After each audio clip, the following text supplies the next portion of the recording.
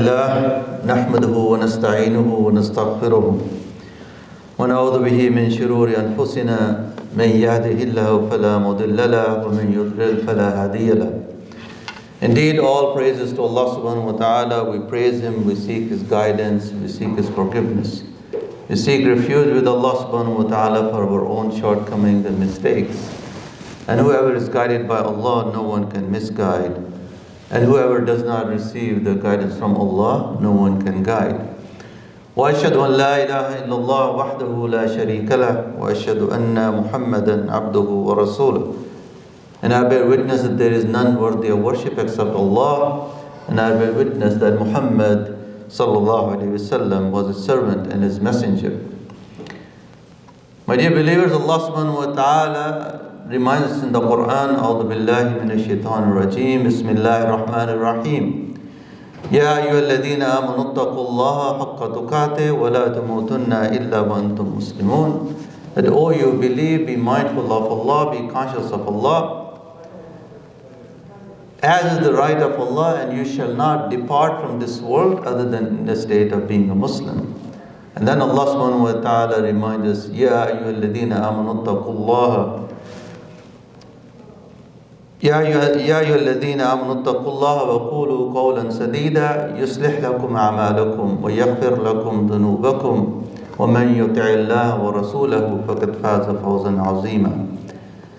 Here again Allah subhanahu wa ta'ala is addressing us all, O you who believe, be mindful of Allah and speak in straightforward words, be truthful. And then Allah subhanahu wa ta'ala is saying that if you will do so, then Allah will correct your affairs for you and forgive your sins. And whoever obeys Allah and His Messenger indeed achieves a great success. We ask Allah subhanahu wa ta'ala to give us tawfiq to follow His commandments. And we ask Allah subhanahu wa ta'ala to give us tawfiq to follow the sunnah of our beloved Prophet Muhammad sallallahu alayhi wasallam. There are some couple of places in the front row. If you can, brothers, move up front so there's some more space in the back, inshallah.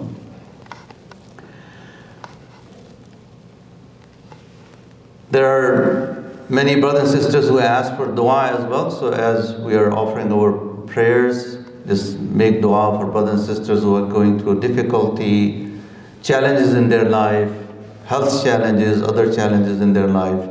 So please remember all of them in your du'as as well. I would like to thank all of you, first of all, for your cooperation in these, managing these Jum'ahs.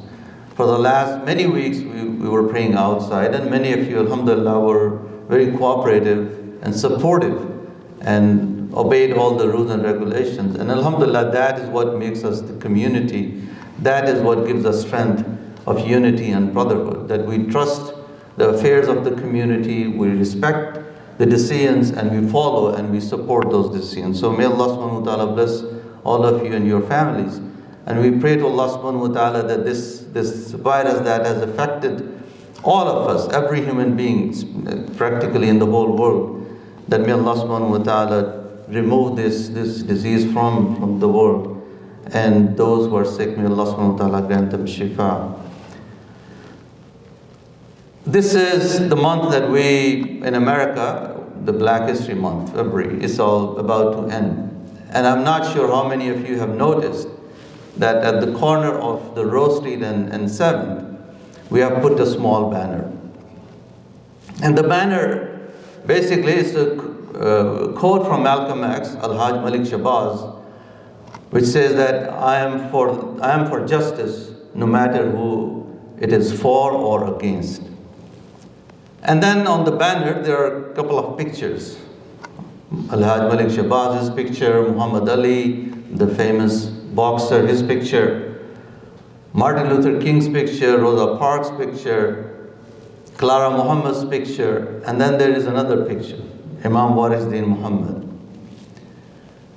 And when we think about I just mentioned about the unity that gives us strength, that we may disagree sometimes, but we still abide by those decisions of the community to give that strength to the community.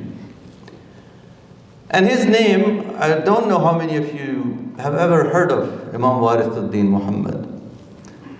But when his father died, his father was Elijah Muhammad, who had started Nation of Islam. It was mainly a social, cultural movement, but writers and historians say that he used Islam for that purpose. The name of Islam, but the teachings were far away from the teachings of Islam. But the credit goes to Imam Waristuddin Muhammad, his son, that when Elijah Muhammad died, and the leadership of Nation of Islam went into the hands of Waristuddin Muhammad. In the history of America, that was the largest conversion of people towards Islam when Imam Waristuddin Muhammad took over the leadership. The largest number of people that took really Shahada, who were at one time following Elijah Muhammad. But Waristuddin Muhammad was bold enough to say that whatever my father was teaching was wrong, that was not Islam. Islam is this. And then these people took Shahada and started to practice 5 daily prayers and fasting in Ramadan and all the aspects of Islam and Deen. Imam Waristuddin Muhammad led the movement for many years, and he died in September of 2008.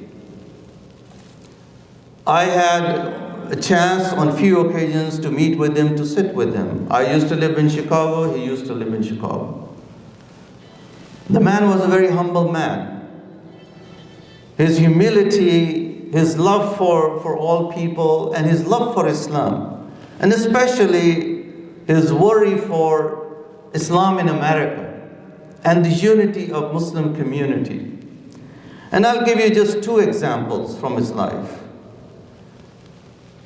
At one occasion, Imam Waristuddin Muhammad, when he was moving his community away from Nation of Islam, and even the name, they stopped using the name Nation of Islam.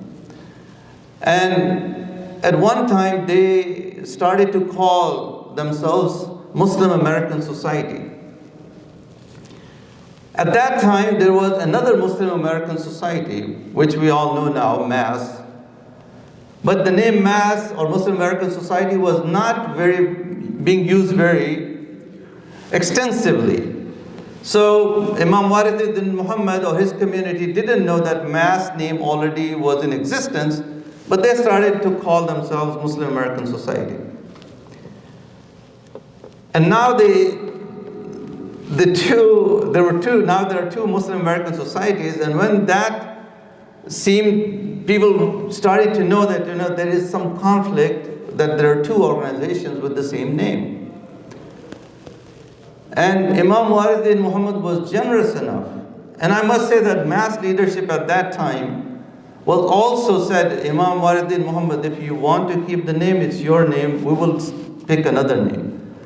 Imam Waristuddin Muhammad said, no, you brothers have picked this name first, you registered it, it is yours, and we will change the name.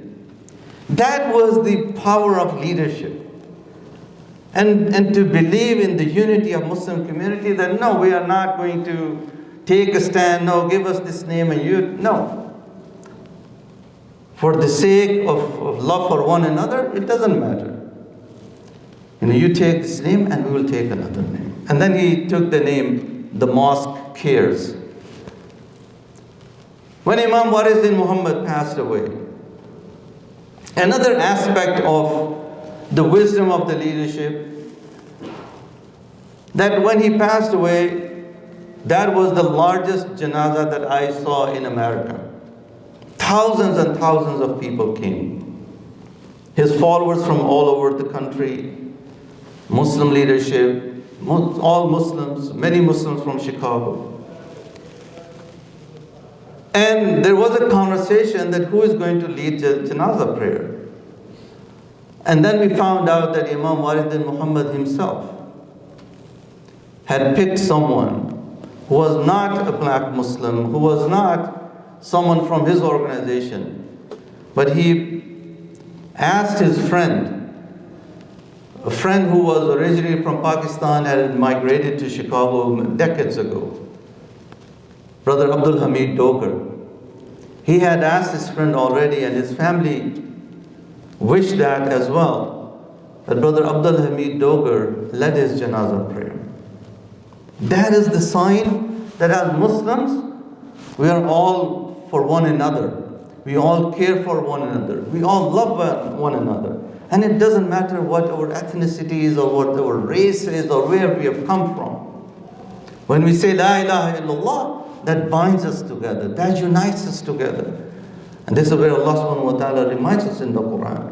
وَاعْتَصِمُوا بِحَبْلِ اللَّهِ جَمِيعًا وَلَا تَفَرَّقُوا. Hold fast to the rope of Allah subhanahu wa ta'ala. And what is this? Yes, scholars have described it as the word of Allah. But this is the deen that unites us, that binds us together. And there may be differences. We may not agree on all the things. But what binds us is that our purity of intention to please Allah subhanahu wa ta'ala. And for that sake, if I have to sacrifice my opinion, which by the way is a very difficult thing to do. One of the most sacrifices that scholars say is sacrificing your opinion. Because you think, I am a very wise man and I know and I have read about this topic. But sacrificing your opinion, which may be very difficult to do, but on occasions it is the most important thing to do so that we stay connected, we stay together as a Muslim community. And our brothers and sisters, this is what our deen teaches us. Hold fast to the rope of Allah subhanahu wa ta'ala and do not be divided. أقول قولي هذا أستغفر الله لي ولكم وسائر المسلمين أستغفروه إنه هو الغفور الرحيم.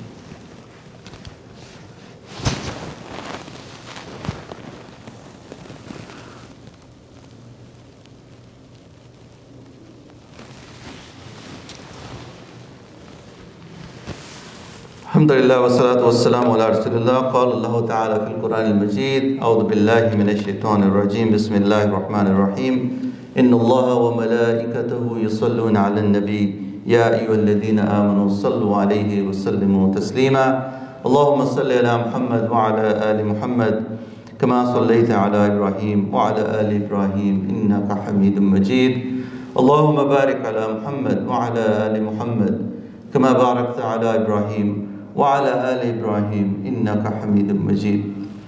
My dear brothers and sisters, our history of Islam in America is a history that we must all try to read and also encourage our children to go over and read and connect with the leadership that started this Islamic work in America.